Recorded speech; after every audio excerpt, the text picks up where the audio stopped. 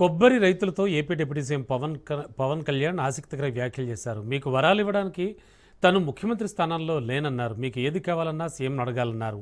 మీకు ఇచ్చేంత బడ్జెట్ తన దగ్గర ఉండదన్న పవన్ ఉన్న డబ్బంతా పథకాలకు ఖర్చు చేసేస్తే అభివృద్ధి ఎలా సాధ్యమని ప్రశ్నించారు. గత ప్రభుత్వం ఇదే తప్పు చేసిందన్నారు పవన్. ప్రజలు చాలా బలంగా ఉంటారు, నాయకులకు భయం వేస్తుంది. You have to become an vote bank. చూడండి, గత ప్రభుత్వం మళ్ళీ ఏం మాట్లాడుతున్నారు, మేము భవిష్యత్తులో ఇవి చేస్తా ఉన్నారు. మీకు 5 సంవత్సరాల సమయం ఇస్తేనే మీరు ఏం చేయలేకపోయారు. రాష్ట్రాన్ని ఇంత అస్తవ్యస్తంగా చేశారు. ఇంకొకసారి మీరు వస్తే ఏం జరుగుద్ది? అదే వద్దని చెప్పి మేము ప్రజలు పక్కన పెట్టారు. ఈ రోజుకి వాళ్ళు తీరుతేనే మార్చుకోవట్లేదు. చాలా తక్కువ సార్లు గత ప్రభుత్వం గురించి మాట్లాడతారు.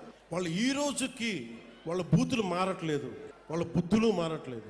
నేను ఇంకా మీరు సామాజిక మాధ్యమాల్లో తిడుతానే ఉన్నారు. మళ్ళీ ఇంకొకసారి హెచ్చరిస్తున్నా. పిఠాపురంలో ఒకసారి చెప్పాను మీకు, మళ్ళీ మీరు కూర్చొని పాత పద్ధతిలో గనక మళ్ళీ నాయకులు మళ్ళీ మీరు పిచ్చి ప్రలాపనలు చేస్తే పర్యవసానాలు చాలా తీవ్రంగా ఉంటాయి. గుర్తుపెట్టుకోండి.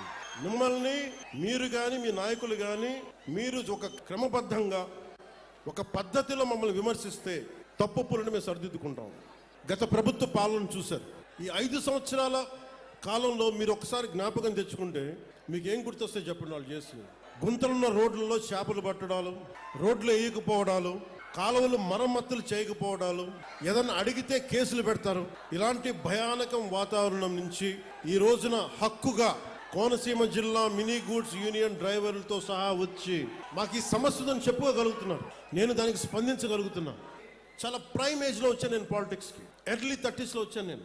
దేనికి వచ్చానంటే, నేను ఎంతసేపు మనం జై హిందులు కొడతాం, మహాత్మా గాంధీ గారికి దండలేస్తాం, నేతాజీ సుభాష్ చంద్రబోస్ గారికి సెల్యూట్లు కొడతాం, దేశభక్తి అంటాం. కానీ వాస్తవంగా వచ్చేటప్పటికి సామాజిక బాధ్యత కానీ దేశం పట్ల భక్తి కానీ చూపించడానికి చాలా వెనకాడతాం. నేను ఎప్పుడు వెనకాడలా, ఒక అడుగు ముందుకేశాను. గెలుస్తానో ఓడిపోతానో, అసలు ఉంటానో పోతానో నాకే తెలియదు.